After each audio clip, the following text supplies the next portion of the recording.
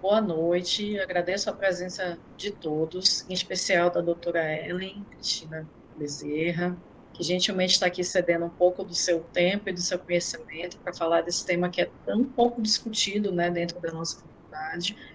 Eu, particularmente, tenho bastante curiosidade, né, sempre quis saber um pouco mais sobre isso, e tê-la aqui conosco, né, uma especialista na área, é realmente uma grande honra e uma grande satisfação. Então, doutora, eu pediria para a senhora se apresentar um pouco aos alunos, e então a turma é sua. Olá, gente, boa noite. É um prazer, tá, falar sobre essa temática. Eu realmente iniciei esse trabalho no nosso estado desde 2010, praticamente. Né, sou pioneira, me especializei, me qualifiquei e continuo aprendendo a cada dia. E realmente é um prazer, viu, Fernanda, falar sobre isso, sobre doação de órgãos, do nosso estado, do SUS, que nós estamos tão marginalizados, tão esquecidos, na verdade, né? Porque o mundo e o Brasil já se fala de doação há muito tempo. Manaus, Amazonas, Brasil começou apenas em 2011. Mas o Brasil se fala desde 97, conforme a resolução, e eu vou explicar para vocês. E o meu intuito aqui é vocês entenderem de uma forma bem simples e dinâmica como funciona o processo, qual a importância e sensibilizá-los nesse processo também. Porque, como eu estava falando com a Fernanda no início, a minha maior dificuldade hoje ainda é o entendimento que a morte encefálica é uma morte. Né? Hoje as pessoas caracterizam a morte quando o coração para, e não. A morte cefálica é uma morte, né? Existem dois tipos de morte, e eu vou explicar isso para vocês. Embora seja uma morte muito mais difícil de ser compreendida e entendida, mas é onde nós podemos trabalhar na doação de órgãos enquanto realmente é acometido algum parente nosso, algum ente querido, um paciente. Eu sou mestranda, né? Eu sou coordenador, eu sou mestranda da UFAM também, tá? Estou terminando meu mestrado esse ano. E atualmente, como eu falei, coordeno a doação de órgãos no estado. Então, o SUS é o maior plano, né, o maior programa de tanto de vacinações como transplante de órgãos no mundo, com reconhecimento da Organização Mundial de Saúde, ou seja, 95% do transplante no Brasil, ele é SUS. Ele é 95% SUS. Poucos convênios fazem transplante, tá bom? Ou seja, o SUS, né, segundo a legislação, ele cobre e ampara, né? Faz parte do acesso integral, universal e gratuito para toda a população do país. Então, com isso, nós temos todo o processo de captação e doação de órgãos. Começa por onde? Por nós, sociedade. Entendermos que existe um processo, que existe uma possibilidade, uma continuidade de uma vida, que a medicina ela evoluiu até um certo ponto, onde um paciente, uma pessoa querida nossa, possa estar em morte encefálica e pode ser um doador de órgãos. Então, a gente precisa entender que a ciência ela evoluiu para que outras pessoas possam ser, continuar com qualidade de vida, porque o transplante ele não cura, ele prolonga a vida do paciente que precisa de um órgão. Então, a sociedade, juntamente com toda a equipe de transplante, de coordenação de transplante, trabalha arduamente nesses bastidores, porque a gente trabalha. Sabe o Silvio Santos, que tem o seu Lombardi lá, que todo mundo conhece? Eu sei que vocês são muito jovens, não sabem quem é esse ajudante do Silvio Santos. Mas todo mundo sabia que existia o ajudante do Silvio Santos, mas ele não aparecia. Então, o processo de captação de órgãos é mais ou menos a mesma coisa. Sabemos que existe, mas não aparecemos. Por quê? Imagine você, como eu falei no início da minha apresentação, hoje o meu maior trabalho é desmistificar essa questão da doação de órgãos, porque as pessoas acham que está tendo tráfico de órgãos, venda de órgãos, toda uma situação que não existe. Eu vou mostrar para vocês, né, que não existe. Então, realmente é entender como funciona, de que forma é e a legislação. E vocês podem ter certeza, e eu asseguro isso para vocês, que a legislação do Brasil ela é mais segura de qualquer outro país. País, eu afirmo isso para vocês. Um caso recente, não tão recente, já se passaram uns 3 ou 4 anos, eu não recordo bem agora, do Gugu Liberato, que morreu lá nos Estados Unidos com uma queda na própria outra, não, né? Ele caiu da escada, né, da laje dele. E o que aconteceu? Quem que foi lá detectar a morte cefálica? Um médico da onde? Do Brasil. Vocês lembram disso? Lembra dessa história? Vocês lembram disso? Sim. Então, por quê? Porque lá nos Estados Unidos só é 2 exames clínicos. Clínicos. Aqui no Brasil, nós temos 2 exames clínicos. Em exames de imagem, ele tem um exame de apneia, para saber se está respirando mesmo ou não, se está morto ou não. Ou seja, nosso protocolo são 4 etapas que eu vou mostrar para vocês. Lá em outros países, é só exame clínico. Então, o nosso processo de doação, ele realmente diz que o paciente ele está em morte cefálica quando ele realmente está em morte cefálica. Então, a minha maior dificuldade hoje é realmente nós entendermos que existe uma equipe toda por trás disso, trabalhando, convencendo, acolhendo toda uma massa de uma população, porque a gente perde muitos pacientes por dia, para convencer que isso é possível, a gente salvar outras vidas, nos colocar no lugar do outro. Então, hoje, como funciona? A gente detecta o paciente, PD é potencial doador. Todo mundo que ele se encontra com Glasgow 3, o que é Glasgow 3, enfermeira? Na ciência, é quando não tem mais reação nenhuma de respiração, de movimentos, de nada. Ou seja, o paciente está morto, né? Ele não tem. Só que ele pode estar, aquela confusão que a gente sempre tem, que já ouviu muito isso, e tem realmente isso, o coma.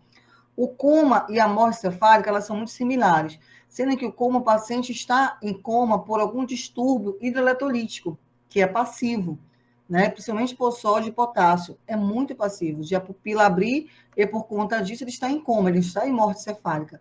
Então, por isso que é um potencial doador. Então, todo paciente ele pode estar, mas depende da clínica do paciente, ele é ou não paciente em morte cefálica. Por isso que tem toda a decretação, a avaliação para se confirmar realmente se ele está ou não. Eu já tive casos, gente, inclusive da família. Como o João Lúcio é o único hospital do nosso estado que atende capital e interior, então todo mundo com trauma vem para cá. E eu tenho um primo ainda, que ele teve um trauma em Itacoatiara.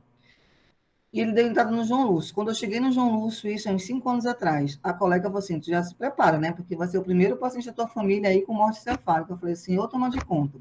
Convencer a tia, que é um primo querido, um filho amado, que está em morte cefálica vai ser complicado. E, pasmem, ele não estava em morte cefálica, ele estava com distúrbio hidroeletrolítico. Mas porque a pupila abre, o povo já acha que é morte cefálica. Então, assim, por isso que existe toda uma equipe por trás, que a OPA faz isso, que é a Organização de Procura de Órgão, ela trabalha também nesses bastidores de avaliação, para ter certeza se está ou não está. Meu primo está muito bem, obrigado, numa cadeira de roda, mas está vivo, né? Porque realmente existem essas confusões de coma, de morte cefálica. Então, quando a gente vai cuidando, vai avaliando e mantendo esse paciente, a manutenção é crucial. Por que a manutenção é crucial? Porque todos os sinais vitais. Não tem nenhuma roda diferente. O processo de doação, o processo do paciente, não tem nada diferente do que a gente já faz no nosso dia a dia. Vocês, como futuros farmacêuticos, a gente tem as drogas, tem a desmopressina, que é o DDAVP, quando o paciente está muito poliúrico, a gente utiliza. As dietas, alimentações interais, elas têm que ser permitidas, elas têm que continuar. Então, todo o metabolismo, toda a farmacocinética, toda a farmacodinâmica das drogas, elas precisam e são administradas. Não é porque eu estou achando que o paciente está ou não está e vou parar de administrar as medicações. Não. Eu preciso de corticóide, eu preciso de antibiótico, eu preciso de tudo isso para que tenha realmente descarte de ele estar ou não morto. Enquanto eu não consigo, eu continuo fazendo tudo direitinho, porque os órgãos, eles começam a entrar em falência se ele realmente estiver em morte cefálica. Então, quando ele não estiver, tudo é mantido conforme realmente tem que ser prescrito e atendido, e respeitando. É claro que um paciente neurocrítico, algumas medicações são mais específicas, né? A gente sabe que tem alguns pacientes que precisam de monitor, inclusive hoje o monitor está entrando alguns usos, tá um pouco de desuso, né? Que é mais para edema cerebral, os corticoides, os antibióticos, então, assim, são medicações que realmente elas são cruciais para o paciente neurocrítico, um paciente com morte cefálica. E após isso, a questão da manutenção, que são os sinais vitais, o controle da diurese, o débito urinário, tudo, a gente tem um diagnóstico de morte encefálica. Eu só posso passar para o diagnóstico de morte cefálica quando realmente eu fiz uma boa avaliação, eu realmente mantive esse paciente conforme foi, realmente, ele não tem realmente mais prognóstico nenhum, ele não tem reação nenhuma. Aí eu faço o protocolo de morte cefálica, que eu vou explicar no próximo slide para vocês. E aí a gente começa a acolher a família, porque assim, imagina, a família, o paciente está entubado, que esse é um paciente em ventilação mecânica, né? Ele não tem como estar o catéter, ele está em ventilação mecânica, está quentinho, porque a gente ficava passando soro, morninho, ele está com uma boa perfusão, porque a gente tem a noradrenalina, ou a vasopressina também, que a gente não é padrão no nosso estado ainda, mas no Brasil se usa muito vasopressina para paciente de morte cefálica, infelizmente, até baratinho a vasopressina, mas não é protocolo da SEMA, infelizmente. Tento colocar, mas eu não consegui. E a gente vai explicando para a família, vai acolhendo a família. Nós não falamos de doação em nenhum momento para a família enquanto eu não fecho o protocolo, que são as 4 etapas. No primeiro momento, a gente acolhe a família, conversa com a família, explica o processo para a família. Até que realmente a gente tenha a documentação correta do protocolo, que eu mostro para vocês, de como funciona, de como é burocrático o processo, como ele é lícito, né? Como as informações são imprescindíveis. Eu tenho que ter várias, porque é de um papel que eu vou dizer se o paciente está apto ou não e outro possa receber. Eu vou mostrar para vocês o formulário. Então, toda a documentação de ME, como que realmente eu me preocupo muito com isso, muita gente não tem noção disso. Então, eu não abro se eu não tiver certeza, eu não abro realmente respeitando o tempo dos opioides, de alguma sedação que tenha feito. Então, cada droga, vocês sabem que tem meia-vida. Então, se ele tomou um midazolam, eu só posso abrir o protocolo depois de 6 horas que realmente foi excretado pelo organismo. Então, a gente respeita cada etapa de cada droga, cada sedação, de todo o processo, a gente respeita tudo é seguido conforme realmente se fala a farmacologia das drogas. Então, a gente realmente segue muito a risca isso para não ter dúvida, porque vocês sabem que isso existe muitos ruídos, né? As pessoas, a gente ouve muita coisa assim, para falar que o paciente estava em ML, não estava em coma. Então, eu tenho muito medo, até por já ter começado muito tarde o processo, convencer uma família ainda começar errado ou fazer algo errado que vai repercutir uma notícia negativa é muito ruim.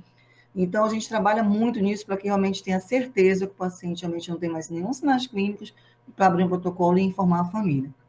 E tem toda a questão documental do protocolo, que eu vou mostrar para vocês, e os aspectos logísticos também, que hoje ainda é também, hoje, infelizmente, também outro gargalo. Que desde 2015, nós não estamos no estado, não está realizando transplantes de órgão no estado. Então, a gente está tendo as doações e está encaminhando para outros estados, porque os nossos pacientes estão hoje em DFT, né? Então, eles estão em outros locais. Eles não estão aqui conosco, né? Então, com isso, a fila, vocês devem ter ouvido falar que a fila é única, e nossos pacientes estão muito no Ceará, estão muito em Brasília. Então, a gente acaba vendo conforme a logística, e cada órgão existe um tempo. O rim é o órgão que mais pode ficar fora do corpo, né? 24 horas, mas o coração, por exemplo, eu não posso captar o coração e mandar nem para Belém. Embora seja 3 horas, mas eu não posso, porque o coração captou e implantou. É no máximo 4 horas que ele pode ficar numa caixa térmica, né? Eu vou mostrar para vocês como é que funciona isso. Então, o rim é 24 horas, o coração é 4 horas, o fígado e o pâncreas é de 8 a 12 horas, então cada órgão tem um tempo. A córnea, que são os olhos, não é órgão, é tecido. E córnea pode ficar até 14 dias em soluções de preservação, tá? E córnea não precisa de morte cefálica, pode ser coração parado. Então, o paciente parou até 6 horas, eu posso captar a córnea. Então, e ela pode ficar em nível até 14 dias, tá? Então, assim, cada tecido, o órgão, ele tem um tempo que eu possa armazenar conforme a RDC, porque existe a temperatura, existe todo o acondicionamento do órgão, a gente respeita a Anvisa, para que realmente o órgão seja o mais séptico possível e eu não vá levar nenhuma contaminação para o outro paciente, tá certo? Então, a gente tem um aspecto logístico, remoção, distribuição, transplante, e nós acompanhamos o resultado. Nós não acompanhamos o resultado que a gente vê na mídia, não, porque, infelizmente, é proibido a família saber realmente para quem foi doador, quem recebeu. Porque a doação de órgãos é um auto altruístico, né? Eu dou sem olhar a quem, dou sem saber a quem. Até porque, infelizmente, existem pessoas de má índole, vocês sabem disso. que podem usar, por exemplo, eu tenho um poder aquisitivo bem baixo, mas a Fernanda tem um poder aquisitivo alto. O que pode acontecer? Minha família doa um órgão para a filha da Fernanda. E pode usar isso para barganhar outras coisas, até mesmo dinheiro, como a gente sabe que isso acontece, porque as pessoas, infelizmente, são muito mais, né? Então, por isso que a doação, eu não trabalho, eu nunca sei para quem eu estou encaminhando o órgão. Se descobrem, porque vocês sabem que hoje tudo é pago, as pessoas são infiltradas, acabam falando, mostrando, e jornalismo é isso, né? Sempre acaba vazando e descobrindo, mas não que a central de transplantes de nenhum estado informe que aquela pessoa foi receptor daquele órgão. Nós não podemos falar, isso é ilegal, tá certo? Se descobre por outros motivos. Aqui em Manaus, o único hospital que fazia era Santa Júlia, é impossível não descobrir, né? Era só ficar na porta do hospital, né? Então, assim, é bem complicado, né? Se a gente tivesse outros hospitais, uma ocorrência é mais difícil. Mas quando não tem, acaba sendo até fácil, muitas pessoas acabam se descobrindo também. Mas o que a gente faz do acompanhamento do resultado? Nós damos uma satisfação para a família do doador. Nós informamos a idade, o estado, como está e como foi bem aceito esse órgão por aquela família, de uma forma de agradecimento, mas não de informar endereço, CPF de ninguém, a gente não faz isso, tá? Mas a gente acompanha os resultados porque ficamos muito felizes, né? E a família é o luto, né? Então, eles doou, mas será que realmente serviu? Está ajudando a tua família? Então, eles querem ter esse feedback, então a gente realmente faz isso, tá bom? Tudo bem aí, gente? É muito ruim, né? Eu não gosto de monólogo, não. Eu sou muito de contato.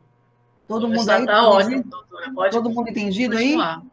Sim, com certeza. Nenhuma pergunta, só para o final, né? Vou anotando aí. E, normalmente eles ficam mais quietinhos e fazendo perguntas no final. Então tá.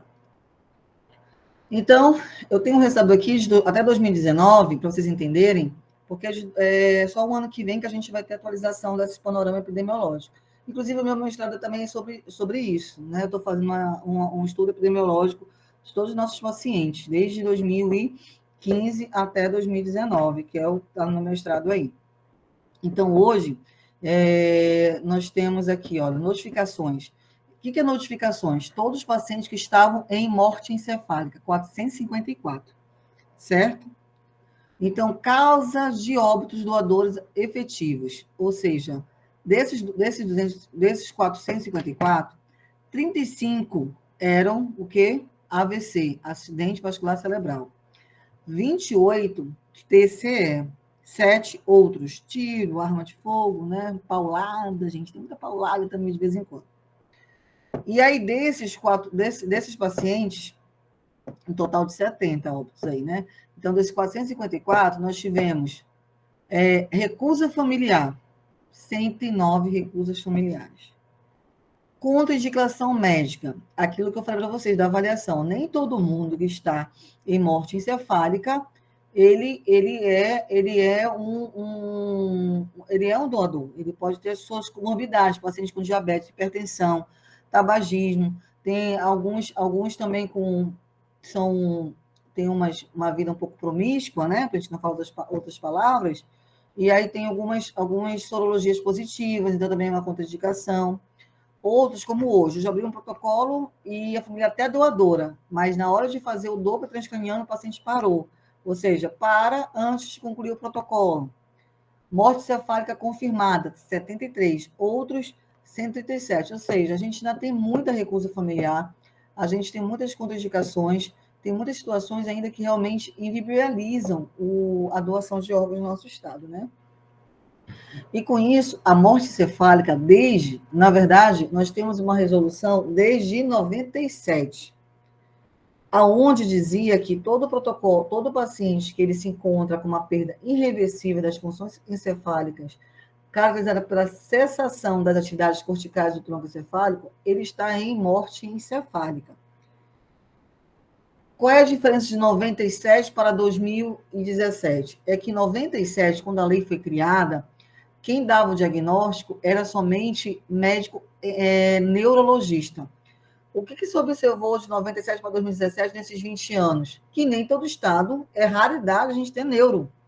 Então, como que eu posso ter o número de doações se eu estou já impedindo que só neuro que tem que abrir? Aqui em Manaus a gente tem neuro só onde, gente? No João Lúcio. Olha a minha dificuldade que eu tinha para abrir protocolo. Inúmeras, muitas mesmo, vocês não têm noção disso. Então, graças a bom Deus, que a lei, resolução, depois de 20 anos, foi reformulada.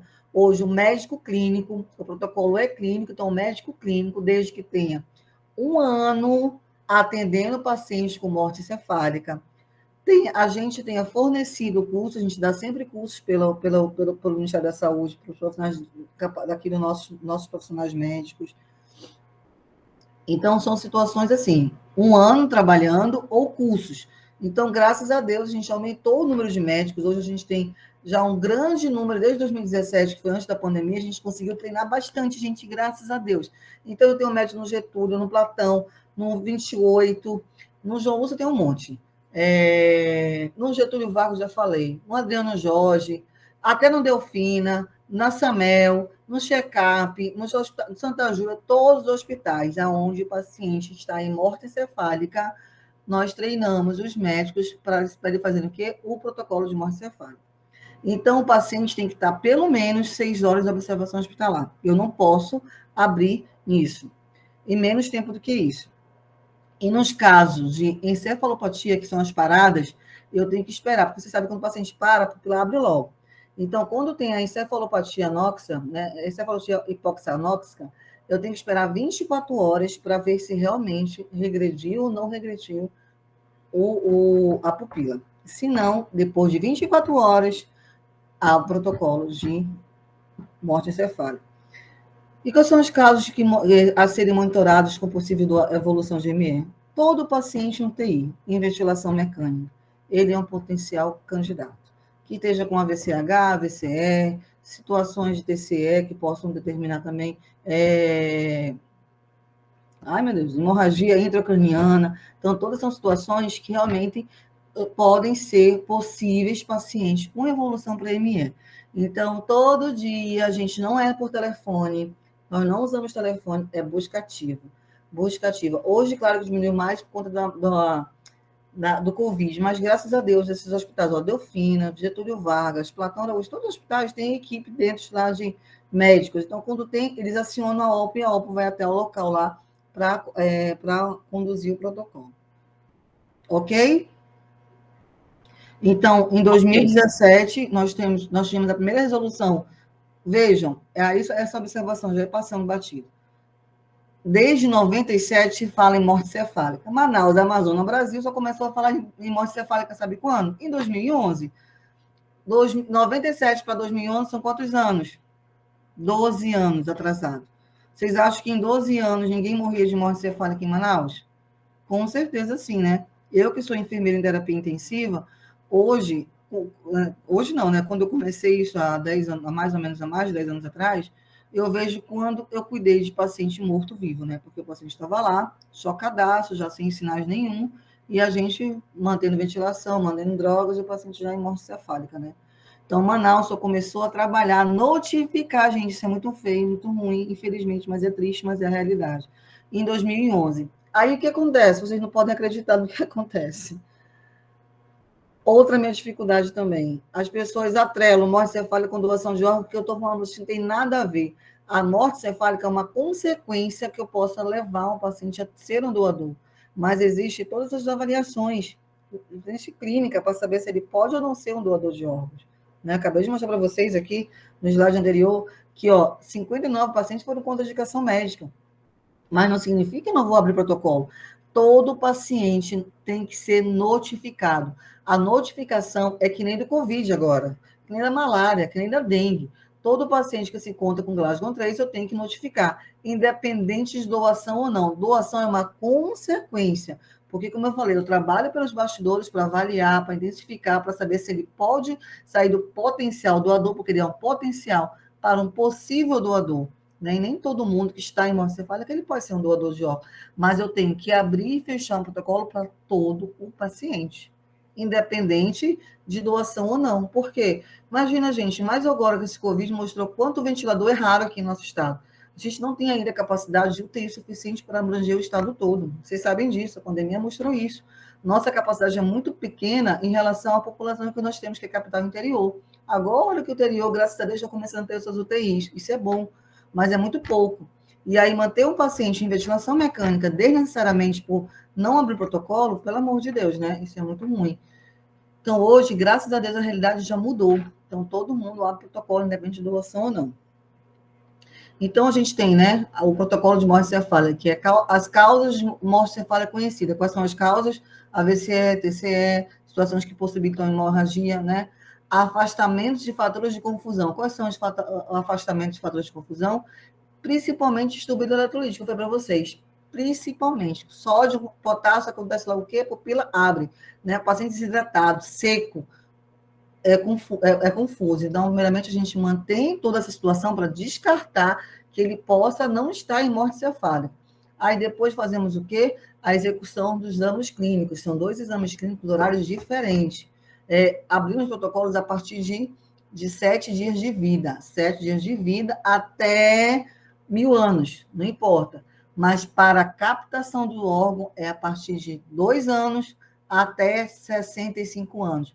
Já captei paciente de 70 anos, já. Paciente ISDO, vozinho ISDO, com todos os sinais vitais, órgãos vitalícios perfeitos. Mas isso é uma raridade. Normalmente é no máximo a idade limítrofe ali até 65. Acima disso, é como eu estou falando para vocês, notificação compulsória. Todo mundo tem que ser notificado, independente de doação ou não, ok?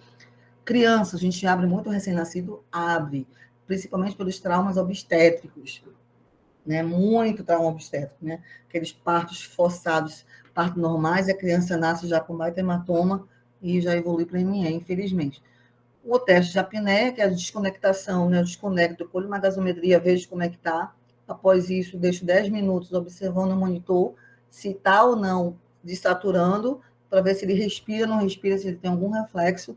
Não tendo, conecto de novo, colho uma nova gasometria, e continua o processo. Não respirou, não fez nenhum ar, passou no teste de apneia, ele realmente está em morte encefálica.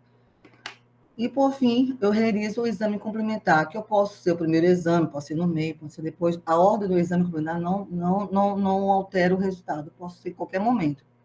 Até porque o diagnóstico do exame é um médico neurologista.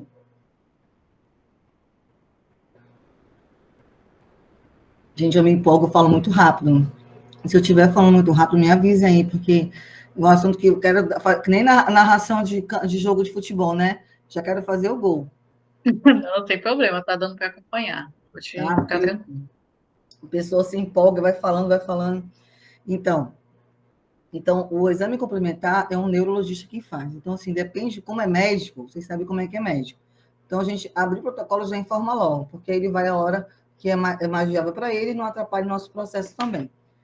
É onde ele confirma, né? Notificamos a Central Estadual de Transplante e aí a gente tem após a inclusão, avisar a CIDOT, OPO, de cada serviço. Então, como eu falei para vocês, o protocolo ele é feito pelos fatores de confusão, que eu tenho que descartar todos os distúrbios metabólicos, temperatura, drogas vasoativas, a hemodinâmica, e aí eu faço o exame clínico, que são todos os reflexos pupilar, né? Ver se a pupila pisca, ocorre no problema se a criança vai, baixa ou não baixa, ou óculos cefálico, se é a questão do óculos cefálico é do vestibular que é do ouvido. O vestibular eu coloco o soro morninho para ver se dói. Você sabe que o ouvido dói, né? Quando a gente cutuca, quando a gente aperta lá no lugar errado, dói. Então, a mesma coisa, a gente coloca uma seringa de 10 ml de soro gelado para ver se ele vai ter um reflexo óculos cefálico, né? Se vai mexer. Se não mexer, ok. O tubo, reflexo de tosse, eu ponho uma sondinha para ver se ele vai tossir. Se não tossir, passou, positivou para o exame clínico de morte cefálica. E o teste de apneia, eu colho uma gasometria, que tem que estar lá entre 40 a 45 milímetros por mercúrio, tenho que hiperventilar por 10 minutos, coletar uma gasometria, depois desconecto de novo, faço uma nova hiperventilação, coleto uma gasometria e verifico realmente os parâmetros, né? Então, a primeira gás tem que dar entre 40 a 45, a segunda gás tem que dar acima de 55. Então, tudo isso a gente verifica o teste de apneia para ver se realmente está ok ou não ok. E depois disso, a gente também tem toda a questão da avaliação clínica detalhada, avaliação de antecedentes mórbidos, revisão do prontuário, exame físico minucioso, que eu tenho que ver se tem tatuagem, se ele é um paciente todo ticado, porque existem situações todo ticado o paciente, ou seja, o paciente já não é muito uma boa pinta, né? Então, se ele está cheio de cicatriz aí, então vamos investigar alguns fatores aí. Então, assim, tem a questão da janela, que vocês sabem, que a gente tem que respeitar os 6 meses, né? Porque mesmo que não tenha um vírus, mas eu preciso realmente investigar qual é a índole desse paciente, né? Isso é muito importante, porque tudo isso vai validar ou não o órgão, gente, porque eu não posso levar um órgão infectado para o paciente que vai receber, já está morrendo. Aí eu vou levar um órgão infectado? Jamais, né? Todos os exames complementares, então, inventário da remoção também, tudo isso vai realmente seguindo junto com o órgão. E os exames, né, complementares, hemodiluição, rotina, então, tudo isso é seguido criteriosamente, né? Então, eu quero mostrar para vocês aqui a declaração de morte encefálica, como foi para vocês, ó. Então, a gente tem a causa do coma, como é que o formulário é, né? Identificação, idade do paciente, seu preenchimento, tá? Aí, ó, os intervalos para cada exame, tá vendo? O exame neurológico, se ele está com temperatura boa, porque eu não posso abrir com menos de 35,1, eu tenho que sempre abrir acima de 35,2, porque ele tem que estar hipotérmico, não hipotérmico, tá certo? Tem que estar com hipertermia. Tem que estar quentinho. Então, eu tenho que descartar tudo isso aí. Se ele está usando alguma drogas depressoras do sistema nervoso central, então eu tenho que descartar isso. E aí eu tenho que respeitar, ó, 7 dias, 2 meses, 48 horas de intervalo, o primeiro para o segundo exame clínico, 24 horas para o segundo exame clínico, de 1 ano, 12 horas, e acima disso, 6 horas. E aí eu tenho, ó, os resultados, como aceptivo, pupilas, ausência, então tudo tem que estar o quê? Sim. Se algum desses aqui, ele tiver uma reação e tiver não, sabe o que acontece? Cancela o protocolo, espera 12 horas ou 24 horas e inicia tudo de novo. Faz tudo de novo. Eu não posso ter nenhum desses aqui, ó. Não. Todos tem que estar sim, positivo. Se tiver algum negativo, rasga-se e começa de novo. E aí tem, ó, primeiro médico e segundo médico com assinatura e carimbo legível. Não posso ter aquele carimbo borrado, não. E qual foi o exame que foi feito? Tomografia. Aqui a gente faz muito Doppler transcraniano, tá? E a angiografia cerebral é mais hospital particular, né? Que o convênio paga, eles já fazem logo. Mas aqui a gente usa muito Doppler e eletroencefalograma para sentir criança, porque em criança é eletroencefalo, tá bom? E aqui tem algumas observações, uma colinha para o médico, né? Que a gente também tem uma colinha.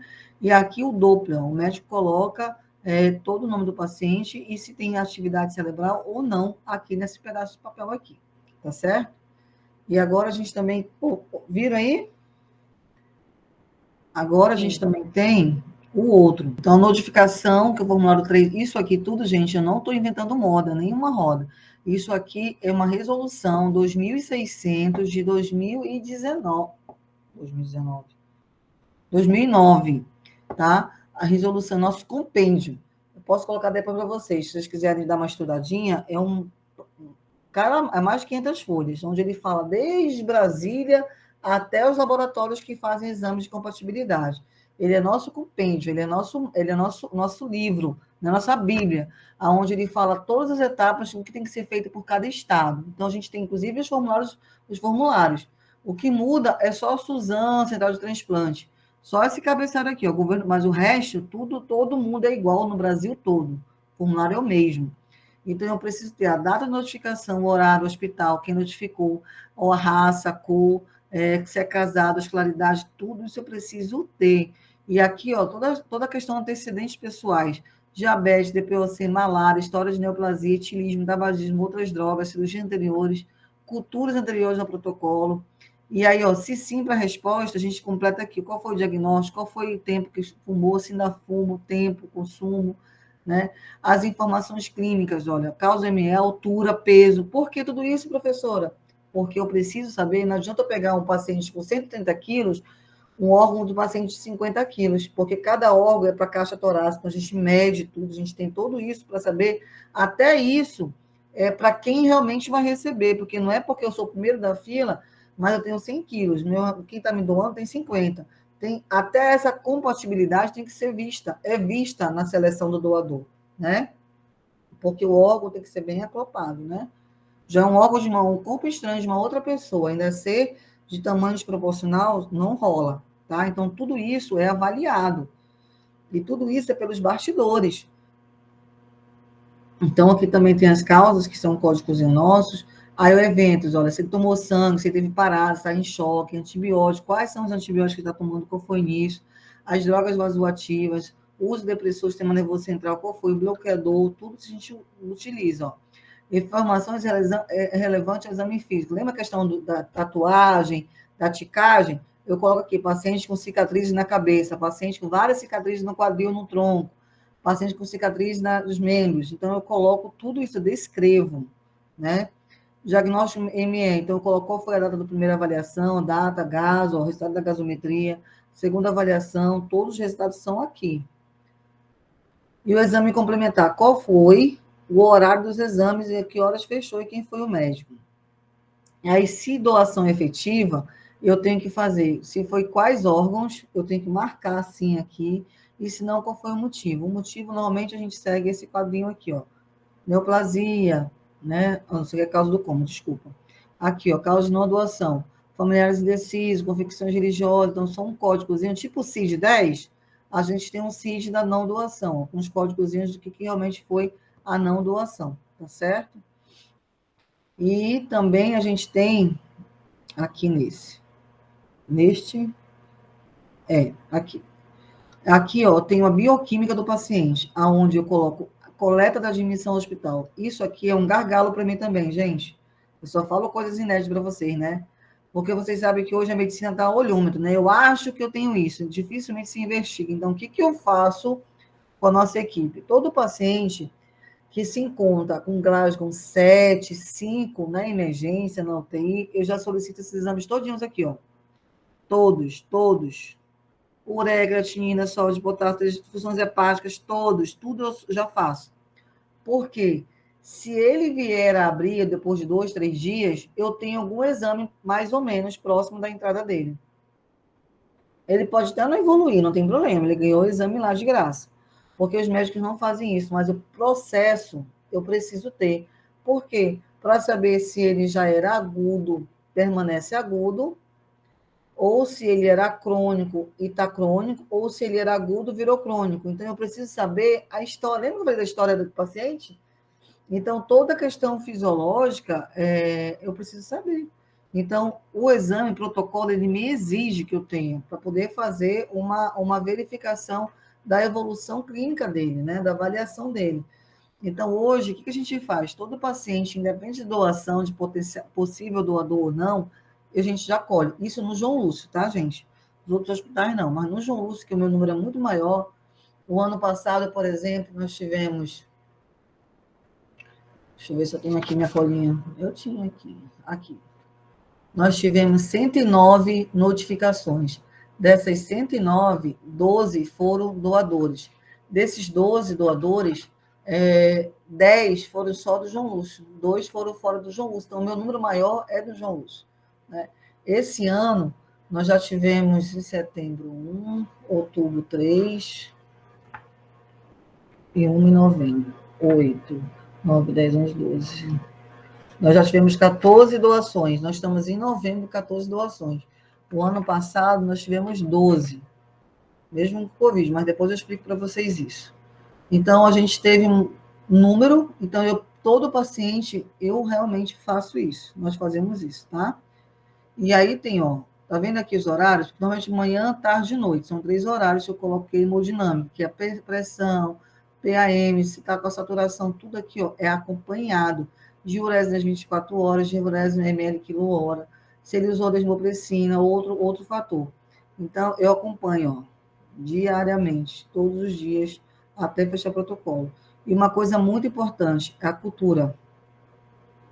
Todo paciente doador, eu colho a cultura, mas enfermeira, professora, só está me falando que colhe a cultura, mas a cultura demora 7 dias, é verdade. Hoje mesmo eu recebi 2, 3 culturas de pacientes que já receberam, foram doadores e os órgãos transplantados, mas nós mandamos o resultado da cultura para o estado que foi receber o órgão. Por quê? Se o paciente tiver alguma complicação, algum bichinho lá, para saber se o órgão, qual foi o bichinho do órgão. Isso é muito importante. Então, todo paciente que tem doação, nós fazemos a hemosecreção traqueal e urocultura. É protocolo. Eu tenho que fazer e mando para o estado aonde foi realmente transplantado. E aqui eu coloco a historinha triste, né? Como aconteceu o acidente, o que aconteceu, eu explico tudo bonitinho aqui. Então, observem como é trabalhoso, né? Como dá trabalho. Isso aqui é uma equipe que trabalha com isso, uma equipe que faz isso.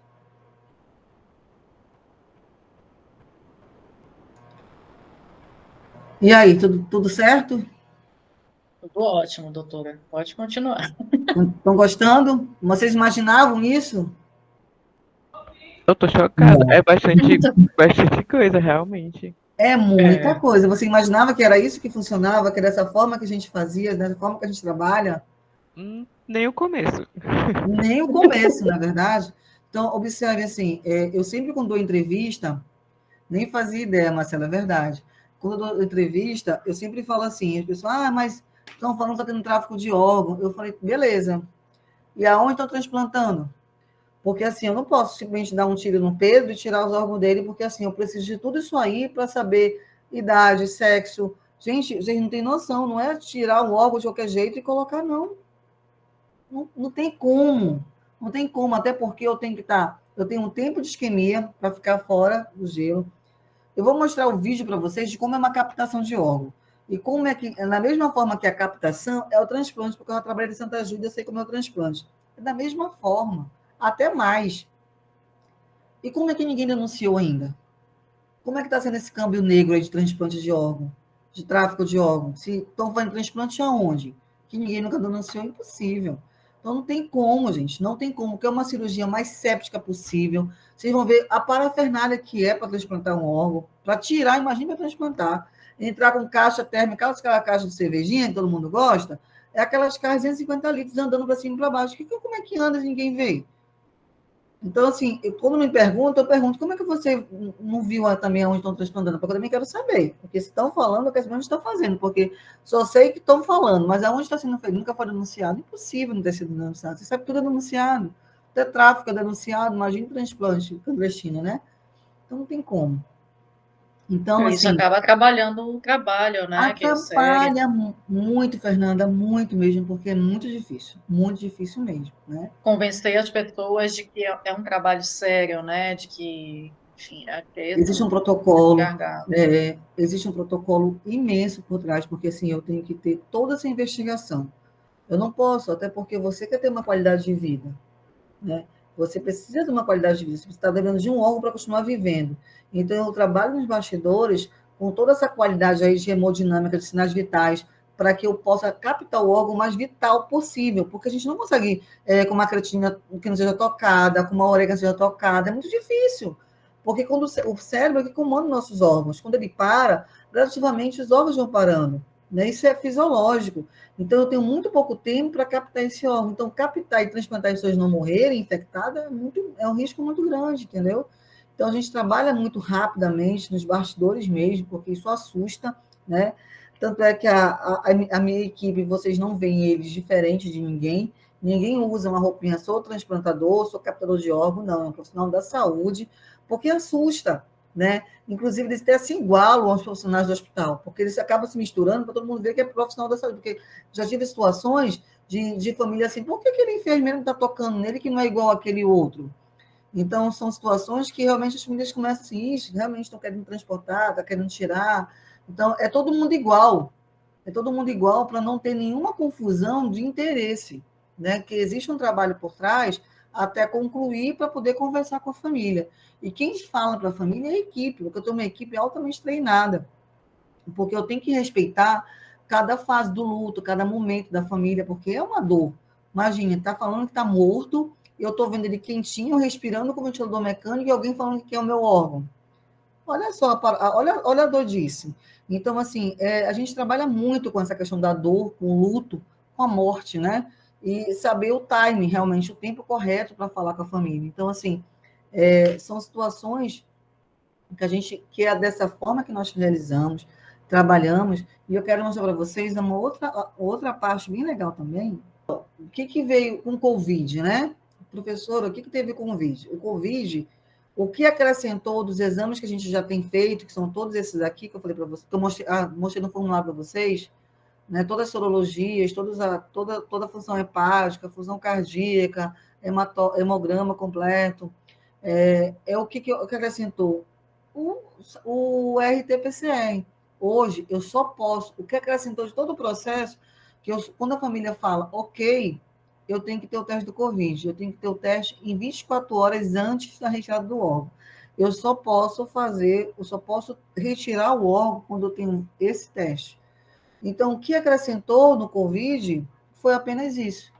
E vocês podem ter certeza que o número de notificações diminuiu, mas o número de doações está subindo.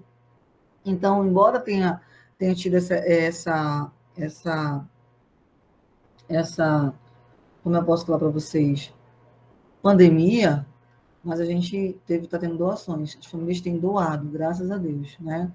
Até porque foi uma doença que veio acabar com muitas famílias e acabou sensibilizando algumas. Então, hoje, se a família se encontra em situação de morte cefálica, muitos estão doando. Então, o que mudou, que teve a nota técnica do Ministério da Saúde, foi o RT-PCR. Apenas isso, que acrescentou mais esse exame. O que aconteceu, teve até na CNN, foi quando esse daqui, eu esqueci de colocar a data, mas foi recente, foi agora, nesse segundo semestre desse ano, que pulmões do doador que teve Covid-19 são transplantados com sucesso nos Estados Unidos. Vocês sabem que essa doença, o que mais acometeu foi os pulmões. Então, olha só o benefício que é o transplante. O paciente com Covid, pós-Covid, foi transplantado pulmão e foi bem sucedido, né? O pulmão dele não prestou mais e recebeu um pulmão bom para continuar vivendo. Então, olha só o que é a medicina, o avanço da medicina, não só pulmões, gente. Já está em estudo no Brasil, inclusive no HC, até saiu no jornal, no Fantástico, em 2000. Vocês podem pesquisar, no Fantástico, transplante de útero. Assistam esse vídeo no YouTube, é curtinho, nem 10 minutos. Eu não lembro se foi em 2017 ou 2018. Mas assistam, transplante de útero. Foi uma mulher, foi transplantada com uma doença rara, né, do útero, não podia ter filhos, recebeu um útero, gerou um filho, gente. Ou seja, até para as mulheres que não podem engravidar, o próximo órgão vai ser o útero, porque vocês sabem que hoje para engravidar quem não pode é só que tem dinheiro, porque é muito caro, né? 30, 50 mil reais, viagens, né, e outros medicamentos, então assim, só para quem tem dinheiro. Quem não tem não consegue engravidar. Então a medicina ela está até ajudando, está facilitando muitas vidas, ajudando muitas pessoas. Então a medicina está aí para isso, para nos ajudar, para nos salvar, para nos dar uma qualidade de vida, tá certo? Então, o processo, realmente, a gente tem hoje todo o contato. O LACEN, infelizmente, é o único hospital do Estado, o hospital já laboratório do Estado, que faz a coleta. Então, nós enviamos todo o paciente para lá e a gente tem um resultado, graças a Deus, a gente trabalha muito sincronismo. Prioridade zero para a gente, né? Então, a gente envia, fala que precisa do resultado, em menos de 12 horas a gente tem um resultado.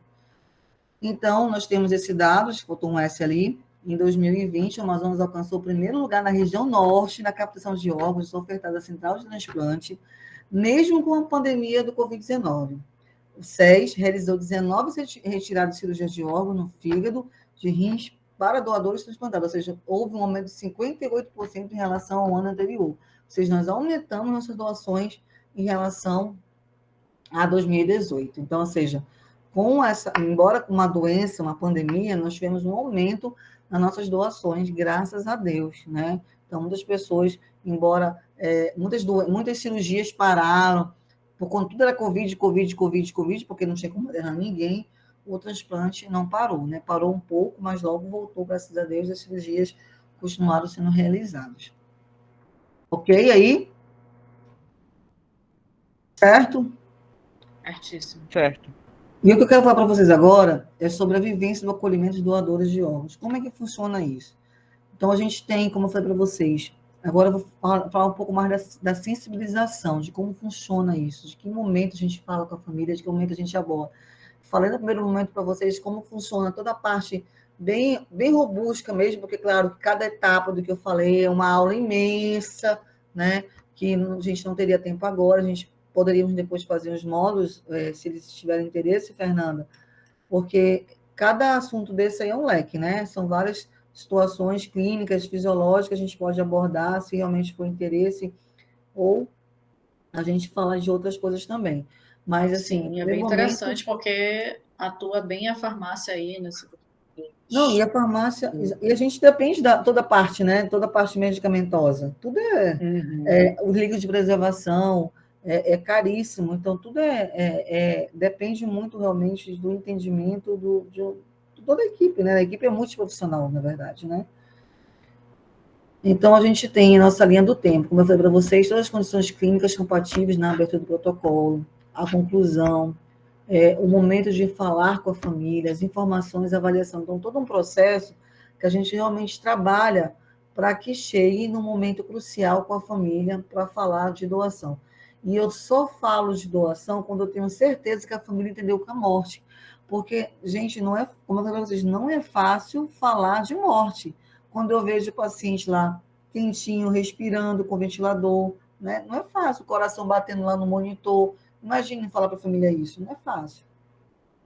Então, hoje, quem decide doar? A família. Então, se algo me acontecer, eu informo minha família que eu sou um doador de órgãos. Mamãe, papai, marido, esposa. Se algo me acontecer e eu estiver clinicamente bom para doação e alguém chegar comigo falar com vocês sobre doação, eu sou um doador de órgãos. Então, assim, hoje quem decide é a família. Nós, quando morremos, não temos mais dor, não somos mais donos do nosso próprio corpo. Mas se eu informo a família, normalmente eles acatam a tua decisão. Mas eu não tenho que deixar nada escrito, não tenho que escrever isso em algum lugar, não. Por quê? Infelizmente, em 2001, eu sei que muitos aqui são novinhos, não passaram por isso. Mas a Fernanda, que nós estamos ainda na faixa dos 30 anos, né, Fernanda? A gente lembra muito bem disso, né? Dos 30, não sai dos 30, Fernanda? Nós lembramos disso, que antigamente nós tínhamos que colocar na nossa CNH ou na identidade que era doador de órgãos ou não. Lembra disso? Sim, sim. Né? Por que caiu por terra isso? O Brasil, tudo copia errado, né, gente? Nós somos um modelo híbrido. Nós copiamos o modelo europeu, que é na Espanha, e o modelo americano, que é nos Estados Unidos. Eu até falo para o meu chefe, eu quero ir lá para Las Vegas, que é o melhor centro, né, da América Latina. Ele não me leva para Las Vegas, gente, para conhecer a Opus de lá. Olha, louca para conhecer Las Vegas, conhecer Instituto, o né? centro de captação de órgãos lá, ele não me leva. Mas então, nós seguimos os dois modelos. E o modelo espanhol é a família autorizar já antes, colocar na CNH. Só que, infelizmente, o Brasil não era como é hoje. Quem está na fila, ele não tinha o controle da fila. Hoje, toda pessoa que está na fila, ele tem um controle, ele tem um sistema que ele entra, ele vê qual a colocação dele, quem está na fila, quem passou na frente dele, ele vai lá e questiona por que fulano não fui eu, não fui o fulano. Então, hoje, o sistema ele é muito mais transparente. Antes não era, gente. Eu não vou falar do antes, tá? Vou falar do agora. Antes, eu tenho certeza que quem tinha dinheiro fulava a fila, pagava, aquelas coisas todas que devem ter acontecido no passado, eu nem tenho dúvida que realmente tenha acontecido. Mas hoje, não acontece isso. Né? Então, hoje eu preciso, mas por conta desse passado escuro, que acabou, foi cancelado, a questão de deixar por escrito. A gente tem que informar a família. Por isso que a campanha de doação é avise a sua família, sou um doador de órgãos, porque eu aviso, a família que vai assinar um termo autorizando ou não a retirada dos órgãos, ok? Hoje, a família que decide por você. Você só manifesta em vida se algo me acontecer, eu sou um doador de órgãos. Então, é o consentimento familiar, conforme a lei 9.000, essa lei de 97 ainda, tá certo? Que a retirada de órgãos tecido é parte do corpo humano, pessoas falidas para transplante de outras finalidades, terapeuta... Doutora, Oi? a Miriam, acho que vai fazer uma pergunta. Pode fazer. Professor, licença, mas se caso, assim, a pessoa quiser doar os órgãos e deixar alguma coisa escrita e a família não quiser? Não tem doação. Sim, Doação é altruísta. A família decidiu que não vai doar, não vai doar. A gente não pode forçar. Quem decide é a família. Eu tenho que ter a autorização da família. Entendeu? E vou te falar uma coisa, acontece, tá? Como é teu nome? Miriam. Miriam, acontece, porque eu já tive paciente que recebeu córnea, doação de córnea, aí alguém da família morreu com morte cefálica para doar órgãos, a família não doou porque, embora sabendo de todo o contexto, já a família, alguém recebeu uma doação de alguém morto, mas a mulher decidiu não doar porque foi maltratado no hospital. Por isso que a nossa equipe trabalha muito sobre acolhimento, eu acolho muita família para não ter esse viés, porque assim, Isso é muito relativo. Se eu sou maltratado, se eu acho que não... É muito confuso, entendeu? Mas quem decide realmente é a família. Não tem para onde correr. Entendeu? O Alex está fazendo uma pergunta aqui, mas eu acho que você já respondeu, mas só para esclarecer. Não existe hoje, então, nenhum tipo de carteira de doador, Não. só a informação. Só informar a família. E quem decide, olha, é o cônjuge ou parente de maior de idade, obedecido à linha sucessória, que é reta colateral, que é pai, mãe, filho. Então, é toda ali, é conforme a resolução. Então, não adianta, eu estou aqui com uma prima, eu sou lá de Coari, lá da cabeça do cachorro, lá do cabeça do cachorro, lá de São Cabeça do Cachorro, Fonte Boa, não é? São Santa Isabel Gabriel. do Rio Negro. Santa Isabel do Rio Negro. Não adianta, porque nada é por telefone. Nada é por telefone, gente. Nada. Tem que estar assinado. Sou doador, mas está lá na casa, não tem como vir, não tem doação. E tem que respeitar essa linha aí. E a gente cancela. E outra coisa, se na família tem normalmente nós chamamos para conversar vai decidir, né? Quem vai decidir doar. Não chama quem não é parente da linha sucessória, só quem é da linha sucessória. E mesmo assim, se tiver alguma divergência, não tem doação. Mesmo ser doador, não tem. Todo mundo tem que estar alinhado com isso. Por quê? O transplante tem que ser um ato de amor. Eu não posso causar um descontentamento da família. Não é esse o intuito. Até porque uma coisa negativa vai repercutir. Você sabe que a pior propaganda é boca a boca. Né? Não vou mais naquele lugar lá por conta disso. Imagina o transplante. Então, eu prezo muito por isso, né? De a gente realmente evitar essas coisas, entendeu? E graças a Deus, vocês nunca ouviram a gente na página policial, nem de reclamação. Graças a Deus. É outra questão, no caso, a dúvida é minha, né? Todos esses parentes têm que consentir, basta o mais próximo vir, por exemplo. Se a pessoa for casada, é o esposo ou a esposa, mais a mãe, mais o pai, mais o Tem que ter uma filho, testemunha. quem Não, tiver. tem que ter o esposo e duas testemunhas. Então. Mas quem decide é o esposo ou a esposa. Se for casado legalmente, tem que ter o documento. Uhum. Se não, passa para o Então, pai e basta mãe. um dos parentes e duas testemunhas, seria isso. A testemunha pode ser qualquer um, mas o legal é o esposo. Ou a mãe ou o pai. E menor de idade tem que ser um pai e a mãe. Ah, mas os pais são separados. Não tem doação. Tem que trazer o pai ou trazer a mãe para assinar o documento. Menor de 18 anos é pai e mãe. Ou o tutor legal que tenha lá da doação. Senão também não rola doação. Maior de idade é a linha sucessória, menor pai e mãe. A gente respeita muito a legislação, a gente não fica captando órgãos de qualquer... Até porque, como eu falei para vocês, uma coisa negativa, vocês sabem que uma maçãzinha podre estraga todo o processo, todo um trabalho que já está sendo tão difícil de a gente construir e ficar pegando porque quer pegar a órgão, a família doa, não é assim. Nós não fazemos. Todo mundo tem que estar de acordo. Já tive várias situações que foi cancelar a doação porque todos não estavam de acordo. E causar descontentamento da família, briga posteriormente, é muito ruim. Já tive situações de testemunho de Jeová, que eles pediram para não... A gente, antigamente, quando tinha transplante em Manaus, não sei se vocês lembram, se for dessa época, 2012, 2013, quando a gente começou, toda doação a gente publicava no jornal. Para incentivar, né, a população saber que está tendo doação e a gente incentivar a doação a crescer. Como parou, a gente não publica mais, mas nessa época a família falou assim, eu gostaria só que não fosse publicado, porque era testemunho de Jeová, e testemunho de Jeová não doa, né, não recebe. Eles não recebem sangue, mas eles não queriam de modo nenhum que fosse realmente informado em mídia para não causar desentendimento com a própria comunidade cristã deles, né? Que eles acreditavam em outra crença e eles não acreditavam naquilo. Tanto é que doaram. Então, é uma criança. Criança doa mais, viu, gente? É muito difícil uma criança não ter doação. Criança, infelizmente, quando é acometida por morte cefálica, normalmente a família doa.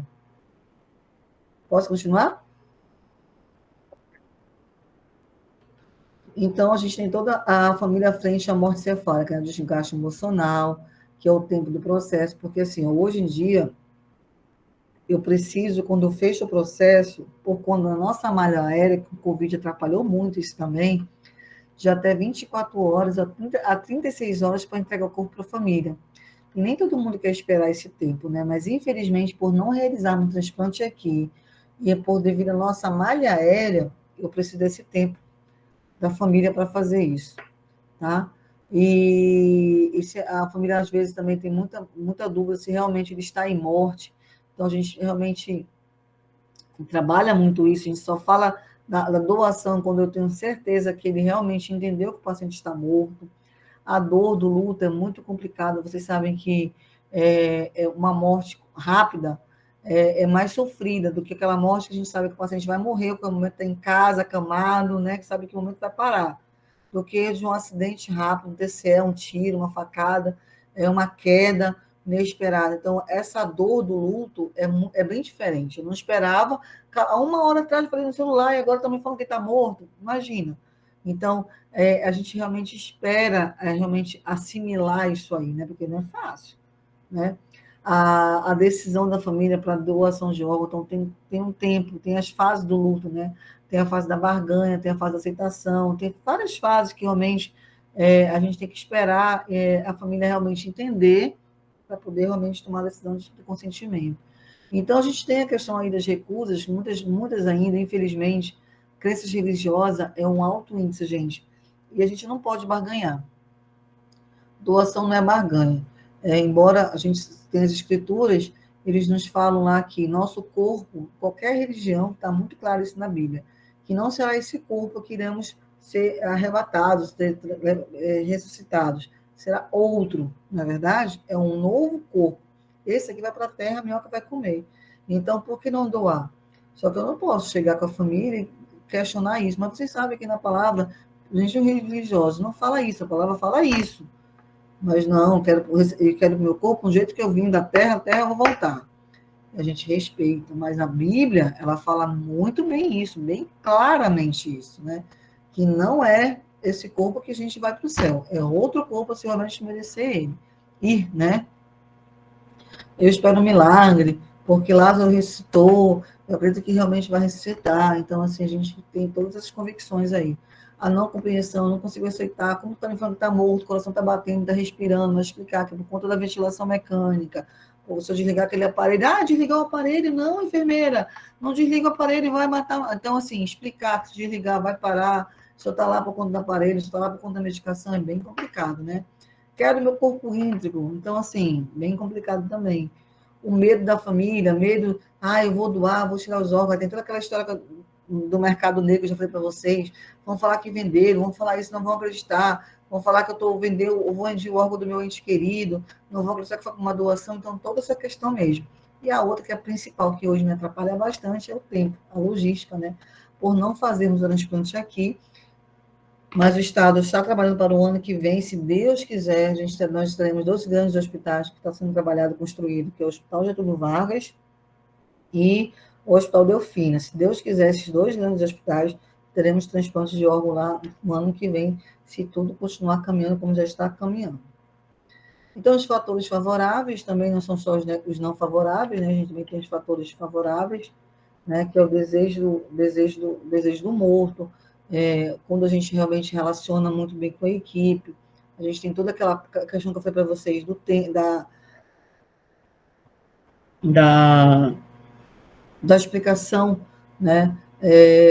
Da explicação do processo, de que forma realmente as etapas foram cumpridas, a família realmente entende, tem a convicção que ele realmente está morto, favorável.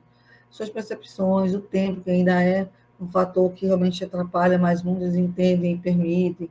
As violências, né? Porque a gente sabe que muitas das causas foram violentas, mas, embora tenham sido acometidas, mas as famílias acabam doando mesmo assim nessa dor, né?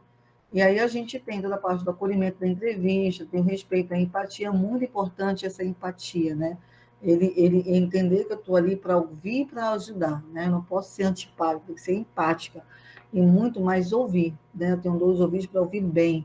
E pegar ali o gancho, né? Do que ele realmente é. A gente pergunta o que ele fazia em vida, o que ele gostava, para saber se a pessoa falecida era uma pessoa boa, que gostava de doar, né? Então, para a gente pegar dessa parte aí e falar, olha, como ele era uma pessoa boa, será que ele não teria interesse realmente também de ser um doador de órgãos, já que ele fez tantas coisas boas em vida? Então, a gente vai ouvindo muito como era a vida do doador, do falecido, para saber se em algum momento tem algum gatilhozinho ali que a gente possa pescar e usar isso para favorecer a doação, né?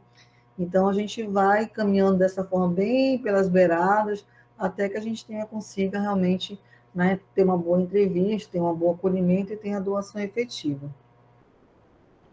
Então, a gente desconsidera alguns fatores, né, que é o luto, as crenças, o conhecimento, já para o futuro. Então, a gente tem que realmente considerar muito isso, principalmente que ele pensava no futuro, e será que ele realmente, pensando dessa forma, a pessoa que vai receber bem não pode ter essa mesma projeção de vida? Então, a gente tenta realmente ver, entrar realmente nessa dor da família, sem deixar, como eu posso falar para vocês, sem barganhar muito isso, mas a gente realmente vai entendendo, acompanhando para realmente ter o fator positivo. E existe, claro, algumas perguntas bem frequentes, né? Quais são os órgãos que podem ser utilizados? Todos, mas aqui a gente só capta rim, fígado e baço e córnea, né? Que o córnea não é órgão, é tecido. Como vai ficar o corpo? O corpo não fica deformado, é uma cirurgia, né? Só que um pouco mais extensa, uma lapa um pouco mais aberta, que começa do externo, como se fosse uma cirurgia cardíaca, até mais na parte da região pélvica. Então, é um corte bem grande, mas é estruturado, não fica sangrando, todo um cuidado realmente com o corpo nós temos. E quanto tempo demora o processo? Como foi para vocês? De 24 a 36 horas esse é o processo. Haverá alguma despesa da família? Nenhuma, só mesmo com o funeral, porque a gente não paga funeral, não tem como ter troca disso, né? Me dou órgão, eu te dou funeral, isso não existe, né? Então, a doação altruística, então, só mesmo com as despesas fúnebres mesmo. O paciente vai assistir dor, não, porque ele está morto, não tem dor nenhuma, né? O que vai acontecer a partir de agora aí realmente é o vazio, né? A família realmente fica, mais se for um provedor da casa, né? Imagina como fica essa família, né? Então, são as principais perguntas, questionamentos. E aquela básica foi para vocês, se eu vou conhecer o receptor, que a gente sempre fala que não, né? Que eu já expliquei no início para vocês. Então, hoje, infelizmente, nós temos 70% de rejeição e 30% de doação, é muito pouco.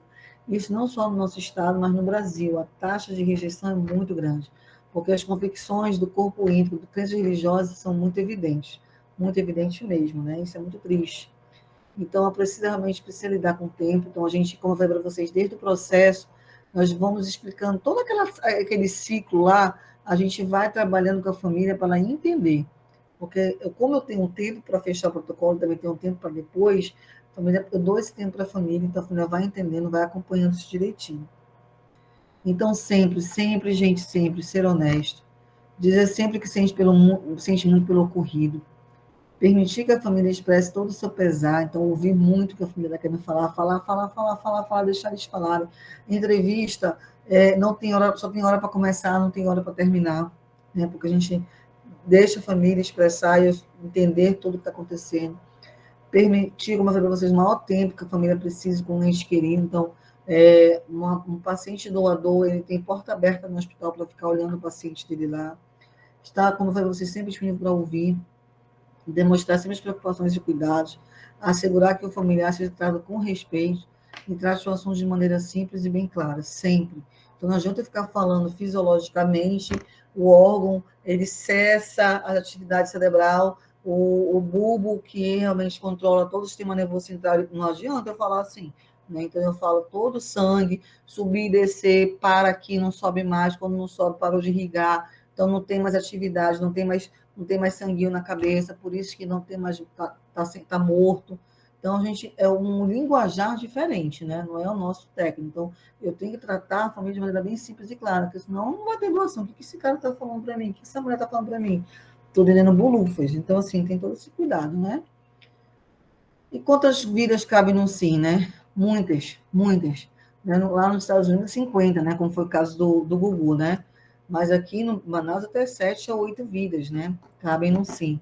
Então, a gente pode, córnea são 2 órgãos, rins são 2, pâncreas 1, vamos contar daí, ó, 2 córneas, 2, 2 rins, 4, um pâncreas, 5, um fígado, 6, válvulas, 7, tendões, 8, pâncreas, já falei pâncreas? Não lembro. Falei pâncreas? Vocês estão me ouvindo? Estamos ouvindo aqui. Tá. Falei pâncreas, não lembro. 9. Então, assim, são muitos, né? Osso, intestino, útero futuramente está em estudo. Então, assim, imagina quantos cabem no sim? Muitas famílias, gente. Né? Eu trabalho para que nenhum dos meus precise. Né? Eu tento realmente manter uma qualidade, embora a gente tenha muita atribulação, mas eu tento realmente manter uma qualidade de vida para que nenhum órgão meu venha a falhar, porque, gente, é muito difícil estar nessa fila aí. Muitas pessoas morreram, estão morrendo por dia, porque uma família deixou de dar um sim. Né? E a gente tem muitos protocolos, muitos pacientes com morte cefálica, que não conseguimos abrir por falta de estrutura, né? Alguns capitais interiores, mas muitos, né? Então, não há limite para quem tem atitude, né? Então, ou melhor, é um recomeço. Então, realmente, eu sou muito grata de todo o coração por essa oportunidade. E eu queria mostrar para vocês um videozinho de captação. Posso? Para mostrar como é uma captação de órgãos? Pode, sim. Vocês querem ver? Sim. Olha aí, a parafernália que é todo o material. Observe que os campos são cirúrgicos e permeáveis. Olha, como é realmente toda a técnica, o máximo possível séptica. Né? Então, não é nem campo. O máximo que a gente pode usar, a gente, quando tem esses campos impermeáveis, nós usamos. São as cirurgiões.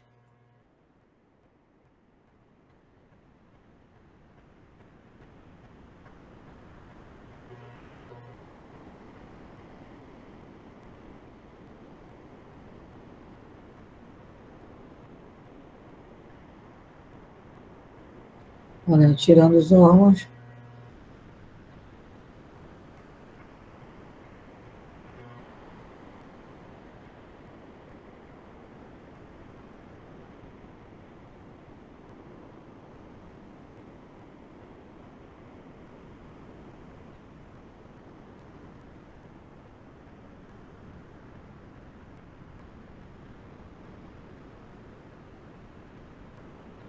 As caixas, ó, aí é o líquido de preservação.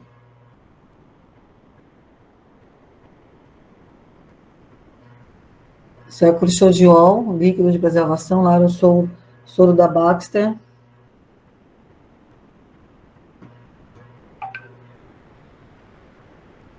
Quebra de gelo. O soro, o gelo da cavidade é o soro da Baxter. Por que o soro da Baxter, professora? Porque ele vem com invólucro, né? Então, eu tenho que comprar o soro da Baxter, porque ele tem 1 litro, ele vem envolvido, né? Com, com outro saco estéreo. Então, é estéreo, tem que ser estéreo. A gente quebra, porque esse é o soro que vai para a cavidade para fazer a isquemia fria. Ó. Tudo estéreo.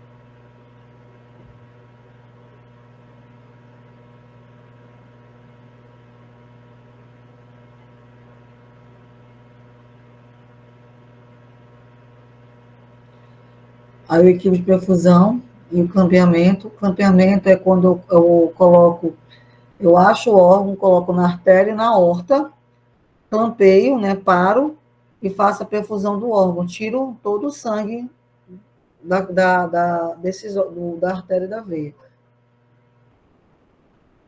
Que aí o órgão fica sem sangue, ele para. Aí, nesse momento, quando eu faço o clampeamento, é a hora que o coração para. Aí o soro vai para a cavidade, ó, porque eu tenho que já condicionar, resfriar. Aí o coração aí nesse momento já parou também. Aí é quando o coração para. Mas até então, até esse momento aí, o coração estava pulsando. Quando eu clampeio a aorta e a porta, é que ele para.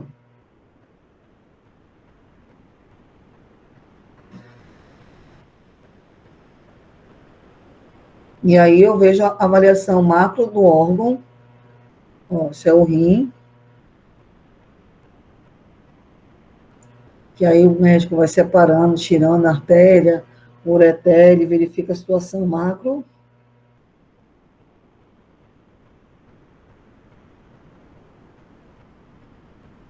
Separa o rim direito, o rim esquerdo.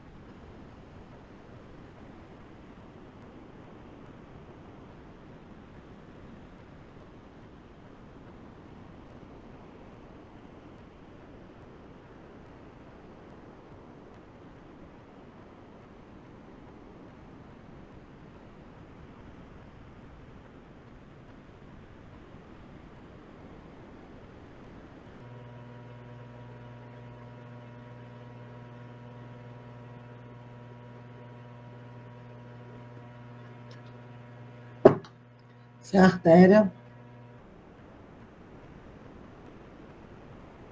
Artéria renal.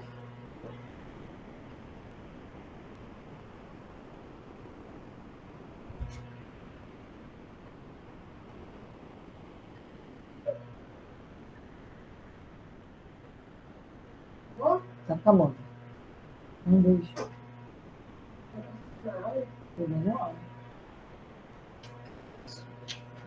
Rim. Bonitinho, vou terminar aqui, tá bom? Vamos feliz.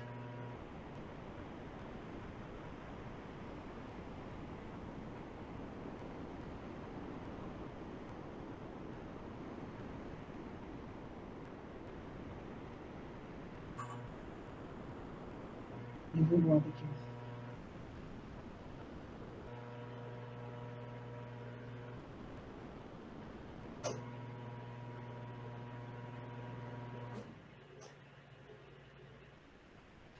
Aí eu faço a perfusão lá e faço também aqui, ó. Tem que tirar todo o sanguezinho do órgão.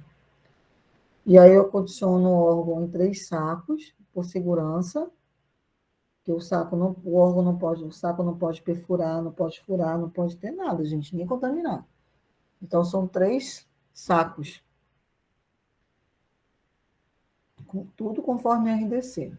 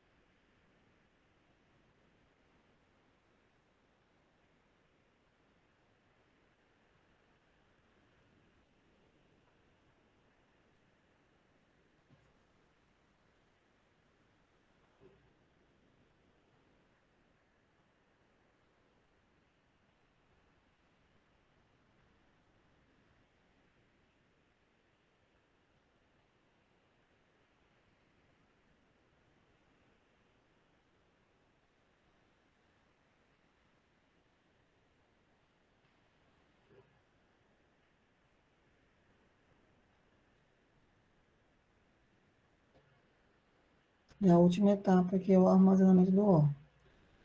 Vou amarrando, o órgão fica um pouco flutuando no líquido de preservação.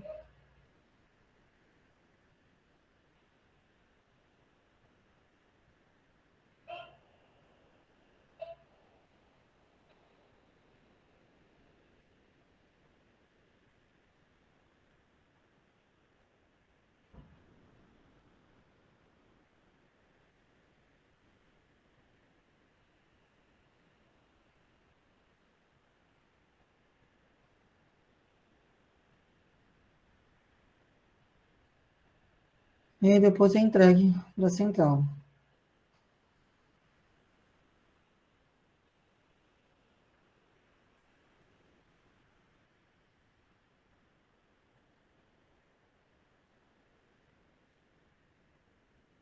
Então, viram aí? Estão me ouvindo?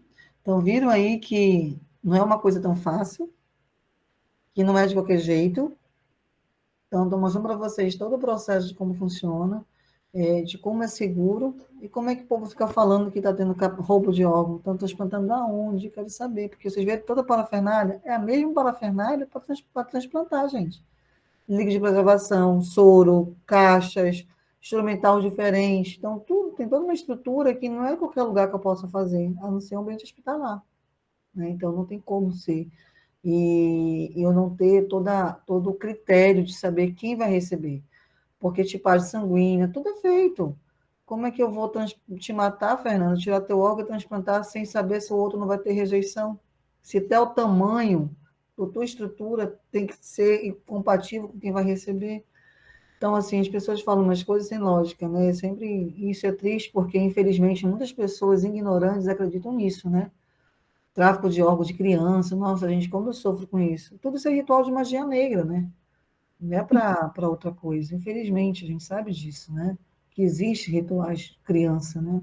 Infelizmente, o rápido de criança não é para transplante, não tem como ser, né? Não tem como. E se é, onde está sendo feito que ninguém nunca denunciou, porque não é um materialzinho simples, é toda uma estrutura que precisa ter. Então, eu espero realmente, agradeço, como eu falei, de todo o coração a oportunidade, viu, Fernanda? Eu espero que vocês tenham entendido de como nós começamos tarde, mas começamos com qualidade, com um processo lícito, com toda a empatia de uma construção de uma história nesse estado em doação de órgãos. Né? Então, a gente está aqui realmente para salvar vidas e propagar isso. E eu preciso de pessoas cada vez mais, sociedade, vocês, que entendam e me ajudem a divulgar isso. E quem não era doador começa a refletir, porque a gente precisa se colocar no lugar do outro. Né? Eu digo que o maior mandamento universal é amar o próximo como a si mesmo. Então, amando o próximo é nada mais do que nada menos que a doação de órgãos. É claro que a gente espera não morrer antes de 65 anos. Eu não quero morrer com menos do que isso. Eu quero viver, ver meus netos, né? Mas se a gente não sabe, nós não somos dono do tempo. Mas se isso me acontecer, eu posso salvar outras vidas, que assim seja, né? Então, eu realmente agradeço a oportunidade. Estou aberta às perguntas. Obrigada. Nós que agradecemos, doutora Eva. Eu, particularmente, estou assim, encantada. É um tema assim, difícil, né? Até é um pouco polêmico, mas muito necessário de ser falado. Eu estou muito grata realmente por essa aula que tivemos agora. Como você falou, né? Isso começou aqui no nosso estado depois da sua atuação, né? Isso por volta de 2010, eu vivi, né? Ou seja, eu já era formada, não tive essa oportunidade de ver isso na graduação, de conversar sobre isso, se debater sobre isso. Então, é uma lacuna que eu tinha, assim, do conhecimento mesmo, e eu digo, não, agora vamos aprender juntos. E foi, assim, maravilhoso. Assim, tenho a agradecer mesmo, aprendi demais, eu me senti, assim, de volta ao meu primeiro período da faculdade, em diversos aspectos. Achei no tempo aqui, mas foi maravilhoso, realmente. Então, turma, fiquem à vontade, tá? Por favor, aproveitem esse momento. É um momento que eu não tive, como eu acabei de dizer. Então, por favor, façam aí as honras, tá? Já tem uma pergunta da Rosana aqui, doutora Ellen. Acabei de ver. Então, não tem a lista nacional. Os nossos pacientes que estão em outros estados, não é os pacientes de outros estados que estão nos nossos, né? Então, assim, os nossos pacientes são TFD, inclusive a gente gasta muito por TFD todo ano, 30, 40 milhões mandando paciente, porque não é só é o paciente e um acompanhante.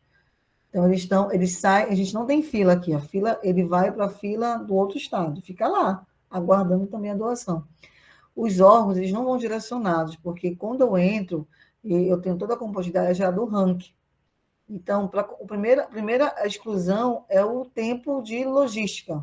Então, normalmente os órgãos eles vão para Goiânia, que é mais perto, Brasília, São Paulo. Então, é para aí que vai, e aí conforme a compatibilidade do paciente, da lista. Respondi, Rosana?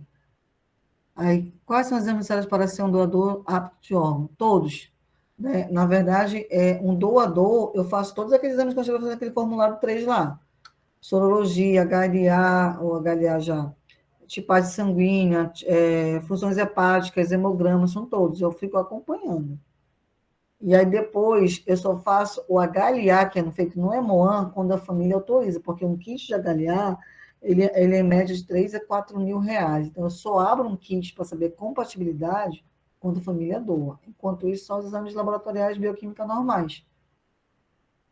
Em caso de coma, não, onde há anos o paciente não acorda. Não, coma é coma, não está em morte cefálica. Não existe, não tem como. Ele está vivo, o coração está batendo, ele não está em ventilação mecânica. Morte cefálica, ele está em ventilação mecânica. Coma, paciente muito acamado, está sem ventilação mecânica. Então, eu não posso, ele não é um doador. Não existe essa comparação. Deixa eu falar para vocês. O que confunde, às vezes, o paciente ele está com distúrbio hidroeletrolítico, com distúrbio metabólico, de temperatura, como eu mostrei para vocês, e ele está em coma por conta desses fatores de confusão. Quando eu descarto, aqueço o paciente, controlo o sódio, controlo o protesto, controlo tudo, e aí, se ele continuar com a pupila aberta e os exames clínicos, aí sim, senão ele não está em morte cefálica, está só em coma. Ele vai acordar ou não, né? Como tem estudos aí que o paciente fica anos, às vezes, depois que acorda, né? Eu tenho uma pergunta. No caso, você falou que tem uma equipe, né? E atualmente aqui em Manaus não está fazendo transplante, mas fazem a captação no Santa Júlia, foi isso que Não, eu não. É entendi? onde tem paciente com ventilação mecânica. Aonde Então, tem paciente abrir qualquer rede. Ontem, por exemplo, eu tive uma doação no Delfina. então é a mesma Não, equipe, ela tá em qualquer vai para hospital. onde a equipe é móvel, entendeu? E são muitas pessoas, quais são os Nós profissionais que temos fazem hoje um grupo parte? de 12 enfermeiros, trabalhando 24 São horas. enfermeiros? Todos enfermeiros. Aí, Enfermeiros, tem um médico captadores, eu tenho, na verdade, a equipe total, uns 15 profissionais, desculpa, com médicos e uhum, enfermeiros, uhum. 24 horas. E os médicos são os que já foram treinados e estão nas Sim, unidades. sim, sim. Uhum. Tem De uma que forma o pergunta da Covid retardou o Adriele. processo? O Covid retardou o processo porque muitos pacientes, na época do Covid em si, a gente não teve captação, porque nem abria protocolo, né? Porque todos estavam infectados. Hoje não, a pandemia já diminuiu. Então, hoje nem todo mundo está internado por conta do Covid. Hoje a internação voltou ao normal. Então, o que acrescentou foi o RT-PCR, apenas. Mas na época da pandemia não tinha como, porque todo mundo estava com o pulmão lascado, então todo mundo estava com o vírus ativo, então não podia captar. Só após quando começou a amenizar, voltou as internações, é que voltou a ter as captações. Então, retardou muito, a gente ficou quase um ano aí, quase um ano sem captar. Respondi, Driele, né? Adriele. Você tem muito que falar dessa fila de transplantes, né? Você tem dados atualizados sobre essa fila, Aqui no até para nosso, ajudar a sensibilizar mais aqui. quando nós fechamos a fila, quando bloqueamos a fila, nós tínhamos em média 400 pacientes aguardando o rim, 250, 212, eu não lembro mais ou menos, entre 220 a 250 pacientes para fígado. Quando nós paramos e transferimos esses pacientes da fila para outros estados. E só aqui no Amazonas. Sim, são os nossos. É muito paciente. Por que é muito paciente? Porque a atenção básica é muito precária, né, Fernanda?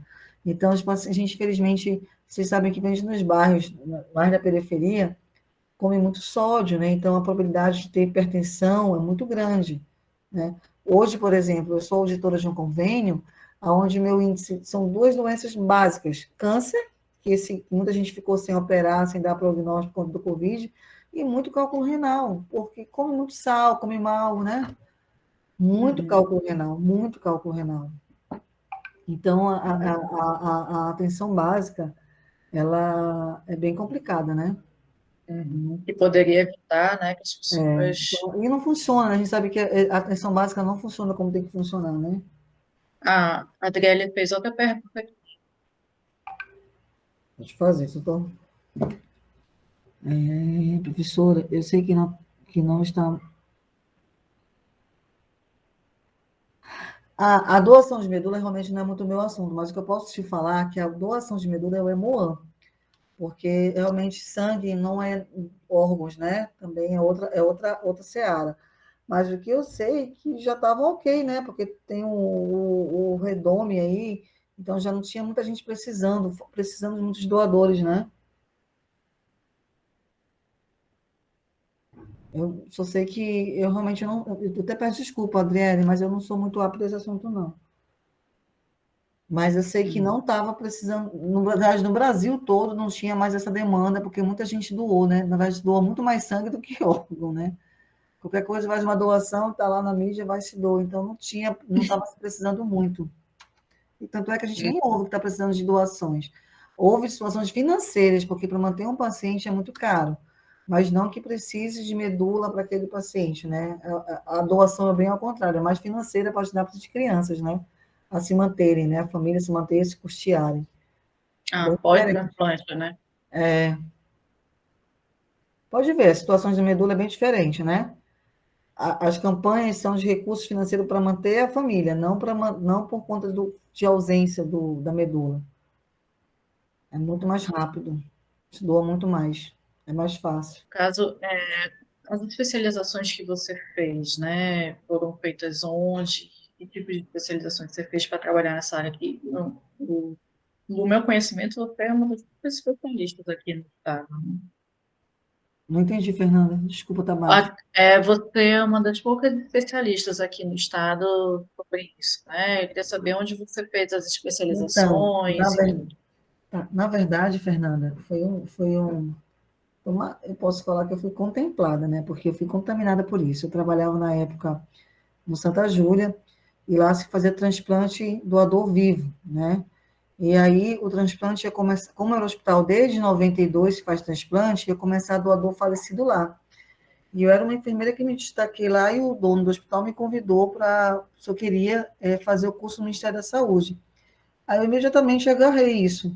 Então eu fiquei 40 dias na Santa Casa de São Paulo em 2010. Então eu fui treinada, fiquei lá acompanhando todo o processo em 2010 na Santa Casa de São Paulo. Fiquei morando em São Paulo durante 40 dias.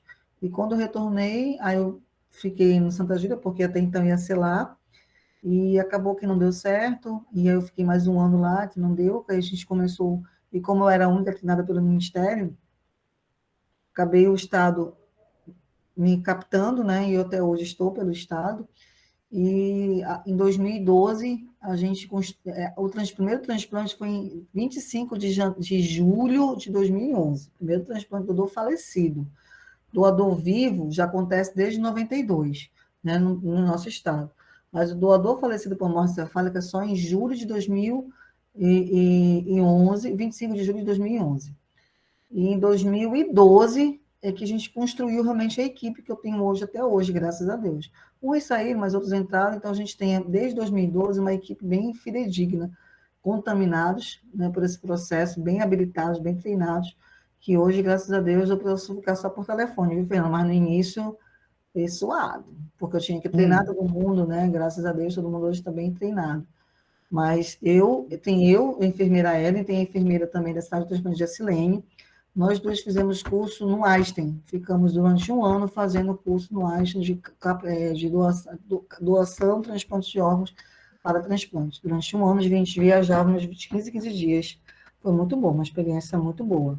Então, eu fiquei 40 dias em São Paulo, logo depois fiz após os transplantes pelo Einstein também. Somos as duas. Ela é coordenadora da central de transplante, onde controla a fila, e eu coordeno a doação de órgãos, que é os órgãos. É a doutora Cristina Garrido, todo mundo conhece muito bem ela, é de córnea. Então, Cristina, córnea, eu órgão, e Jéssica, central de transplante, onde controla toda a maestria, na verdade, né? Toda a fila, os pacientes, a logística do órgão, ela que faz essa interface com os outros estados. A minha função só é informar, preencher os formulários, e ela que trabalha nessa parte aí. Deixa eu fazer uma pergunta um pouco boba, mas você falou que paciente vivo e paciente falecido. Pode simplificar Verdade. aí É pra porque gente? a gente não faz aqui, é verdade. Eu até peço desculpa que eu não falei isso, é verdade, que eu falei agora e não falei. Então, além das mortes, existem 2 tipos de doações, doador vivo e doador falecido. Hoje, a gente trabalha muito mais com doador falecido, porque é muito mais viável do que doador vivo. Por quê, professora? Porque hoje, imagina, hoje eu estou falando que existem muitas doenças de base, hipertensão e diabetes são básicas.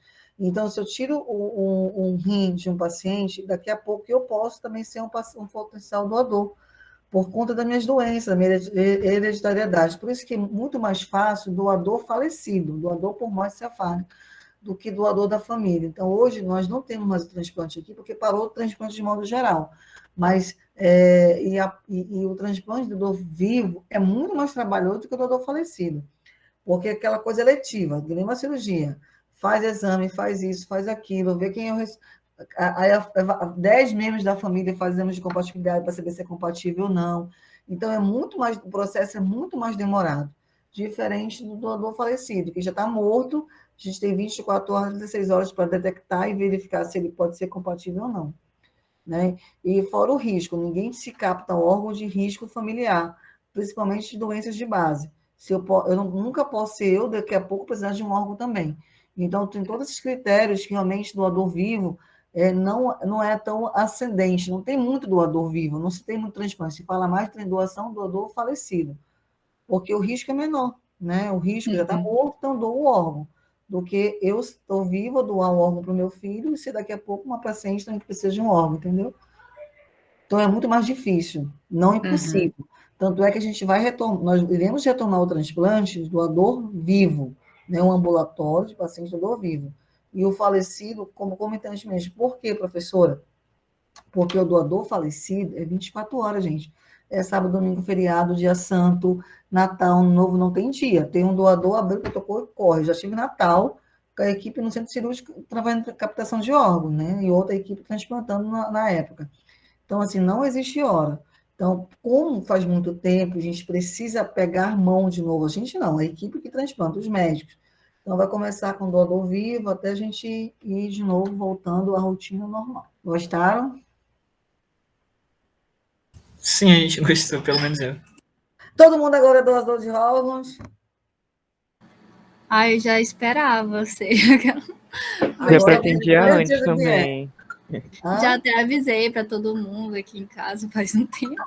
Aí, gente, eu não espero ser, não. Eu espero morrer bem velhinha, já passando da idade de doar, já, mas... É verdade. Eu também espero isso, viu, Rosana? Não vou mentir para você, não. Quero ver meus netinhos, quero criar meus netinhos. Eu também pretendo ser doadora. Eu caí aqui um momento, mas eu acho que é disso que vocês estão falando. É isso mesmo. Eu tive muita curiosidade de saber mais sobre isso. Realmente foi fantástico, gostei muito. Foi um prazer enorme de conhecer. É recíproco, viu, Fernanda? Agora tem muitos vídeos, gente. Olha, tem um vídeo que eu gosto muito, que eu sempre coloco nas minhas aulas, que eu dou aula na pós-graduação de curso de enfermagem, consegui colocar. Na verdade, assim, eu estou tentando implantar. Na UEA, eu já fui professora da UEA, mas até hoje, a gente até falei para a Cristina, para a gente voltar com a matéria optativa, viu, Fernanda? Com uma disciplina optativa. Na UFAM, eu pretendo, tendo no mestrado, eu tenho um grupo de pesquisa, e eu quero adentrar um pouco mais, eu vou ver como é que a gente pode fazer, na UFAM, como a professora voluntária, a gente trabalhar com matérias optativas para a gente realmente propagar a doação, porque como você falou, por exemplo, no meu curso de enfermagem, a gente só estuda sobre morte, cuidado do corpo, que é o tamponamento lá, né? Quando para o corpo, como é que eu preparo o corpo? Eu não falo disso. Na medicina, é só o protocolo de morte encefálica, que eles aprendem muito malmente, por sinal. Enfim, então, não se fala muito isso na academia, né? Então, a gente, quando vai para os questionamentos do Ministério da Saúde, a gente fala, o MEC precisa incentivar, incluir essa disciplina nas matérias. Então, o que eu tenho feito? Tanto na UEA como na UFAM, eu já sou convidada todo semestre para falar sobre isso, né? Todo semestre.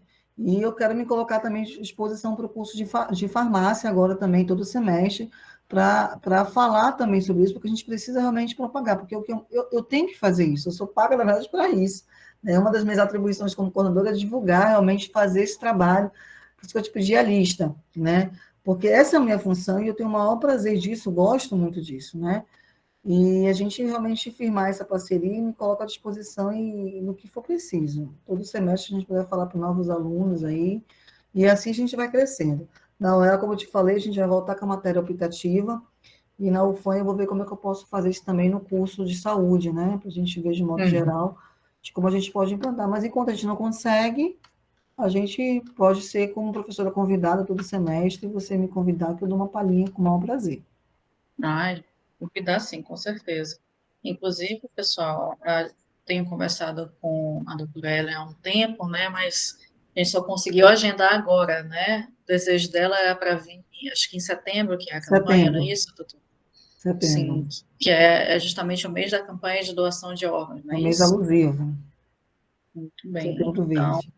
ela me explicou que todo setembro eles fazem um trabalho de divulgação, intensificam mais, né, esse trabalho, visitam algumas universidades, algumas instituições, né, fazendo esse trabalho de divulgação que, como vocês estão vendo, né, é importantíssimo. A gente sabe muito pouco, né, há muito mito e poucas verdades sobre o assunto. Então, Verdade. realmente foi, assim, fantástico. Então, e a gente vai se ver mais vezes. Eu espero, viu, Fernando? Não me esquece, não.